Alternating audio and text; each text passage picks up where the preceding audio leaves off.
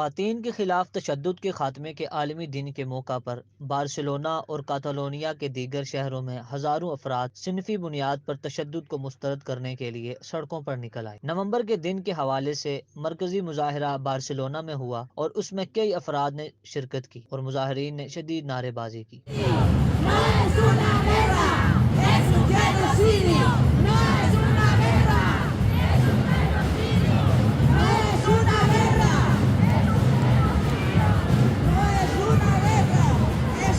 تشدد کے متاثرین کے تحفظ کے لیے عوامی پالیسیوں کے ساتھ ساتھ قانونی نظام میں صنفی نقطہ نظر کو شامل کرنے اور اسکول کے نصاب میں جنسی تعلیم کو متعارف کرانے کا مطالبہ کیا۔ یہ احتجاج ایک ایسے وقت میں ہو رہا ہے جب کاتالونیا میں صنفی بنیاد پر تشدد کے واقعات میں تشویشناک حد تک اضافہ ہوا ہے۔ کاتالان پولیس کی ایک حالیہ رپورٹ کے مطابق 2023 سے پہلے 10 مہینوں میں کاتالونیا میں 14 خواتین کو قتل کیا گیا، جو پچھلے سال کے اسی عرصے کے مقابلے میں 4 گنا زیادہ ہے۔ سال کے پہلے 10 مہینوں میں پولیس نے صنفی بنیاد پر گھریلو تشدد سے متعلق کل 14,137 شکایات درج کی، جو کہ 2022 کے اسی مدت کے مقابلے میں 9.6% زیادہ ہے۔ پولیس نے اس عرصے کے دوران 6,056 مردوں کو گرفتار کیا، جو کہ پچھلے سال کے مقابلے میں 13.2% رہا ہے۔ اس سال اب تک 13,278 خواتین نے اپنے ساتھی یا سابق ساتھی کی طرف سے صنفی بنیاد پر تشدد کا نشانہ بننے کی اطلاع دی۔